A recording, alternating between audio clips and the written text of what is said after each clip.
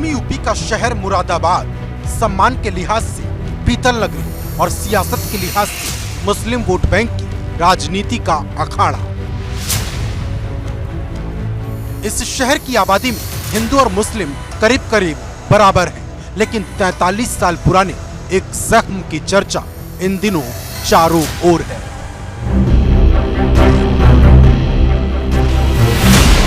एक ऐसा जख्म जिसकी रिपोर्ट बहुत जल्द जनता के सामने आने वाली है। साल था 1980 और तारीख थी 13 अगस्त। ईद का दिन था। लोग एक दूसरे को बधाई देने में जुटे थे।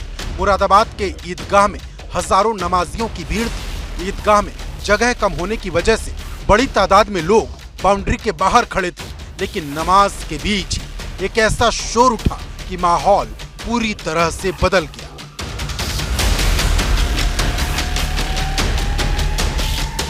दरअसल उस दिन पूरा विवाद एक सुअर के ईदगाह में घुसने को लेकर हुआ था।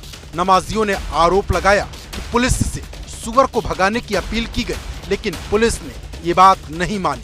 धीरे धीरे पुलिस और वहां मौजूद नमाजियों में बहस शुरू हो गई और कुछ ही देर में वो बहस पत्थरबाजी में तब्दील हो गई। अचानक कोई नाली वाली से कोई मतलब जानवर कोई आया, उस पर कीचड़ विचड़ लगा हुआ था और कीचड़ लगने से वो नमाज वाज जब बहुत हुई तो उसमें कुछ लोगों के कपड़े उससे सन गए थे। उससे मतलब हलबली मच गई तो एकदम शोर शराबा शुरू हो गया और उस समय ये घटना दूसरे रूप ले लिया, विशाल रूप मतलब हो गया। जानवर के निकलने से वो अपवित्र माना जाता है मुस्लिम समाज के लिए। उसके उनके कपड़े गंदे होना, उसमें रोष ये आ गया कि इसकी व्यवस्था क्यों नहीं की गई थी। उस वजह से भगदौड़ मच गई। अचानक कहीं से पथराव शुरू हो गया, मतलब लोग भागने लग गए, कुछ नीचे कुचले जाने लग गए। तो इस तरह से ये घटना बढ़ती विशाल रूप ले गई। अधिकारी भी इसमें घायल हुए थे, एसपी सिटी भी था, एक दो और भी सीओ भी घायल हुए थे।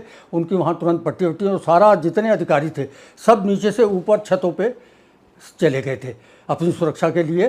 तो उसके बाद मतलब ये स्थिति हुई थी तो हम लोग भी वहाँ से फोटोग्राफी करके हम वहाँ से वापस आ गए थे घर पर।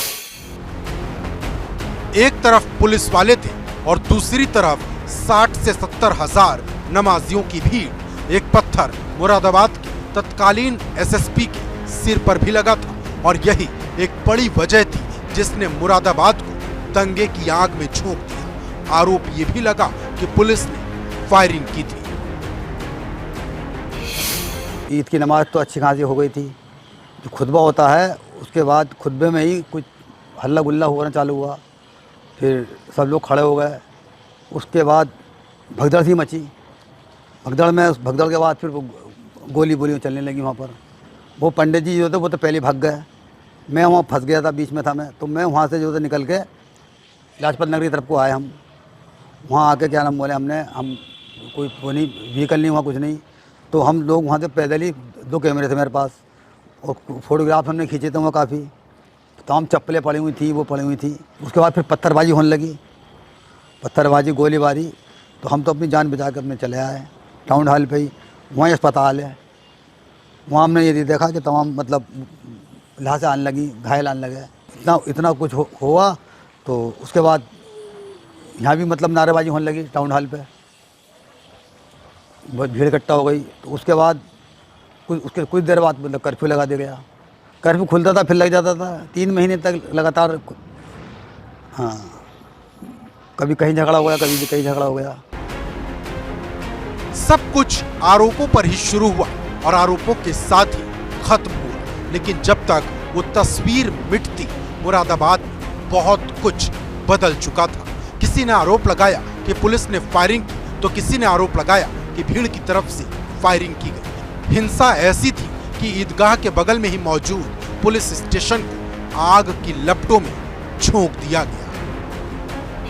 जब ईदगाह में गोलीबारी हुई तो उसके बाद आक्रोशित भीड़ ईदगाह की तरफ से इस रोड से आई और यहाँ पर पुलिस चौकी होती थी, जहाँ पर अब ये कोतवाली गलशहीद है। तो उस वक्त में ये पुलिस चौकी गलशहीद कहलाती थी और इसको आक्रोशित भीड़ ने आग लगा दी थी, जिसमें पुलिसकर्मी भी थे और उनके परिवार वाले भी रहते थे। तो ये जो थाना है कोतवाली, ये उस समय में गलशहीद पुलिस चौकी होती थी और इसी क्षेत्र में ईदगाह है। ईदगाह के मैदान से आक्रोशित भीड़ आई और उसने इस पुलिस चौकी को आग लगा दी थी। यहाँ पर आगजनी की शुरुआत हुई और उसके बाद पूरे शहर में आगजनी का मंजर हुआ और जगह जगह दंगे भड़क गए। इस हिंसा के बाद अलग अलग अखबारों में अलग अलग रिपोर्ट छपी, हर किसी के हिस्से का सच छपा और उन्हीं रिपोर्टों के मुताबिक हिंसा शुरू होने के बाद लोग एक दूसरे की दुकान लूटने लगे।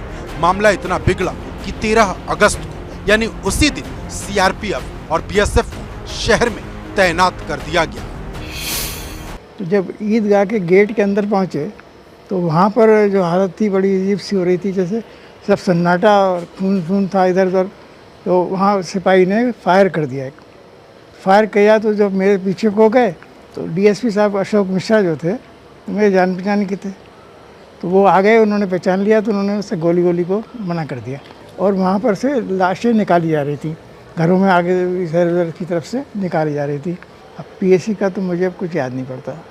पीएसी की मुझे तो सब पुलिस वाले एक से लगते हैं। ये पीएसी क्या बीएसएफ वाले लगे थे यहाँ, तो उन्हें मेरे ख्याल से बीएसएफ का थे और बीएसएफ पे कुछ चार्ज लगा था, तो बीएसएफ की वो बटालियन चेंज करके अगले दिन दूसरी आ गई थी।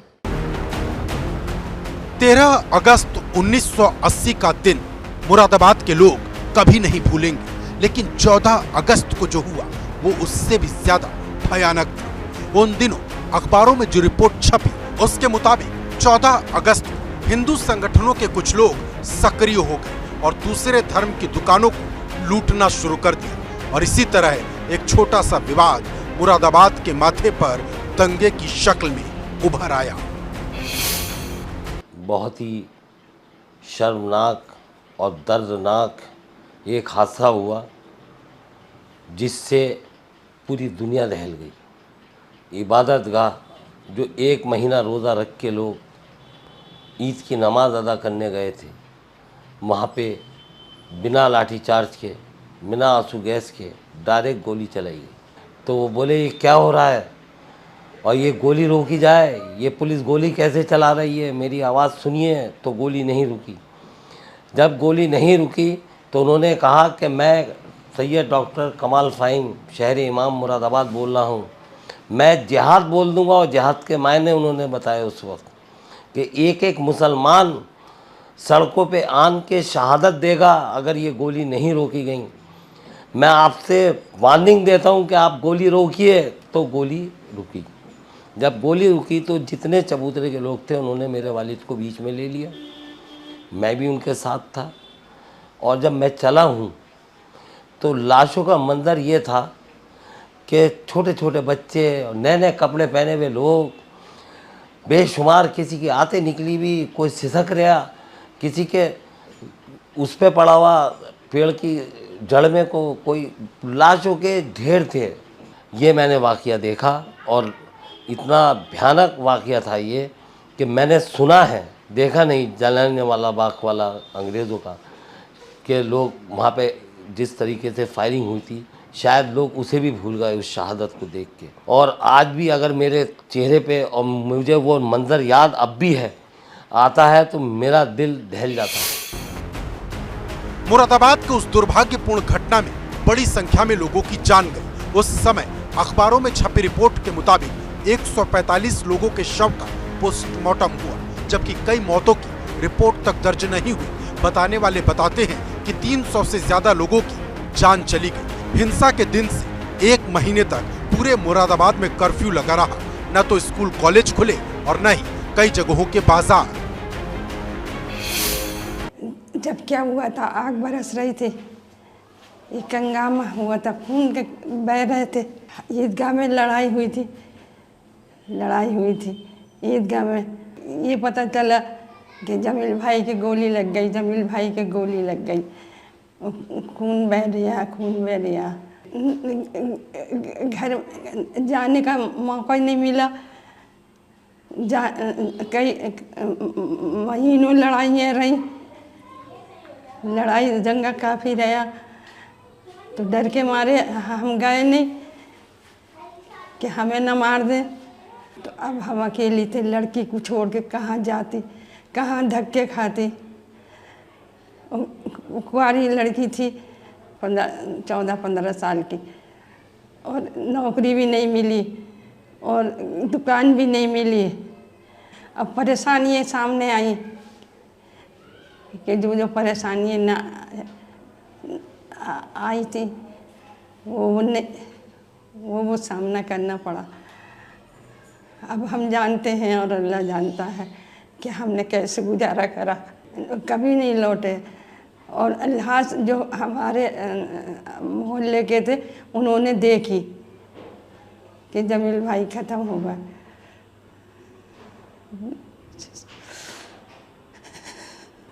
देख वाली नहीं मिली, ऐसी लड़ाई कभी नहीं देखी कि जैसे उस आज हुई। अक्टूबर की शुरुआत में जैसे ही कर्फ्यू में ढील दी गई, फिर से दंगे शुरू हो गए। उन दिनों छपी रिपोर्ट के मुताबिक उस दौरान भी 14 लोगों की जान गई। जिले में तीसरी बार कर्फ्यू लगाया गया और कर्फ्यू हटने के बाद भी माहौल ऐसा हो गया कि लोग दूसरे समुदाय के मोहल्लों में जाने से डरते थे। कर्फ्यू लगने के पहले 5 दिनों में 1300 लोगों को गिरफ्तार किया गया था। इनमें से आधे कर्फ्यू का उल्लंघन करने वाले थे। हालात इतने डराने वाले थे कि अगस्त में शुरू हुई हिंसा का असर नवंबर तक अलग अलग इलाकों में दिखाई देता रहा। उस वक्त मैं और मेरे फादर नमाज पढ़कर हम लोग आए थे और घर आकर हम लोग एज यूजुअल मीठा वगैरह खा रहे थे। तब पता चला सड़क के पर हल्ला होने लगा। हम लोगों ने जाकर देखा तो कुछ झगड़ा का सा लग रहा था कि कोई झगड़ा हो गया। फिर हम लोग अपने दरवाज़ा वगैरह बंद करके अंदर आकर बैठ गए। करीब आधे घंटे बाद हमारे यहाँ पुलिस वालों ने कुछ दस्तक दी तो मेरे फादर ने जाके दरवाज़ा खोल दिया। तो वो लोग कहने लगे कि हम लोग आपके घर की तलाशी लेंगे। तो मेरे फादर ने कहा कि चलिए आइए ले लीजिए तलाशी। और उसमें तलाशी लेने के लिए उन लोगों ने मेरे फादर जो जेंट्स लोग थे उन्हें अलग कर दिया, मेरे बड़े भाइयों को सबको अलग कर दिया, लेडीज़ को उन्होंने अलग कर दिया। तलाशी लेने के बाद जब उन्हें कुछ नहीं मिला तो वो लोग मेरे फादर और मेरे भाई को नीचे लेकर चले गए कि आप लोग नीचे चलिए, कुछ फॉर्मेलिटी पूरी करनी है आपको। और उसके बाद उन लोगों ने उन्हें गाड़ी वगैरह में बिठा लिया और उसके बाद से आज तक उनका पता नहीं वो कहाँ चले। मेरे फादर प्लस मेरे 3 भाई जो कि जवान लोग थे, जो बड़े बड़े लोग थे, जो कमाने वाले लोग थे, उन्हीं चारों को ले गई। 80 में यहाँ राइड हुआ, बलवाई आए थाने पर, उन्होंने थाने को नुकसान पहुँचाया और पुलिस ने उसके अगेंस्ट उसके अपोजिट जो है वो हमारे यहाँ घर पर अटैक किया, मदर को शूट किया, स्पॉट वो ख़त्म हो गई। इस दौरान कोई साहब नहीं आया, हमारे यहाँ कोई मदद नहीं मिली। 3 दिन तक डेड बॉडी हमारे यहाँ घर पर ही रखी रही। इस पीरियड में 3 दिन के दौरान रामपुर नवाब मिक्की मियाँ मुराद आए, वो अपने साथ डेड बॉडी को ले गए। उसके बाद हमें कोई इत्तला नहीं मिली हमारी वालदा की, तो मदर की।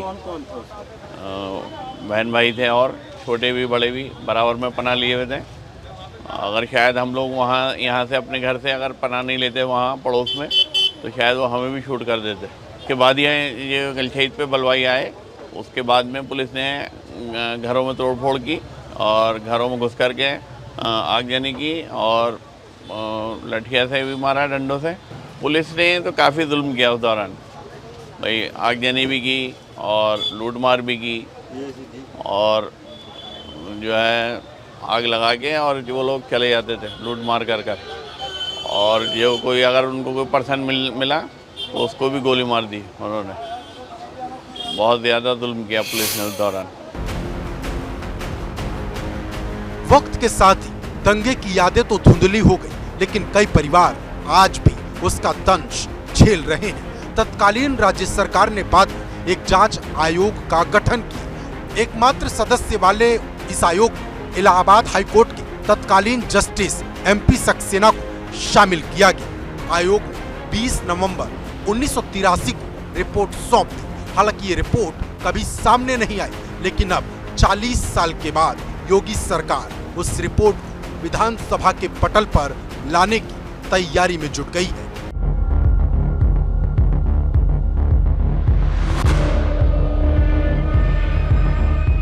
मुरादाबाद की हिंसा के कई पन्ने हैं। किसी पन्ने में मुस्लिम समुदाय की ज्यादती का जिक्र है तो किसी पन्ने में पुलिस की क्रूरता की कहानी। हर कोई अपने अपने हिस्से का दर्द बयां करता है, लेकिन उस चुभने वाले सच की असलियत क्या है, ये जस्टिस सक्सेना की रिपोर्ट में छिपा है, जो बहुत जल्द सामने आएगा। इस बीच दंगे को लेकर कई बयान चर्चा में रहे।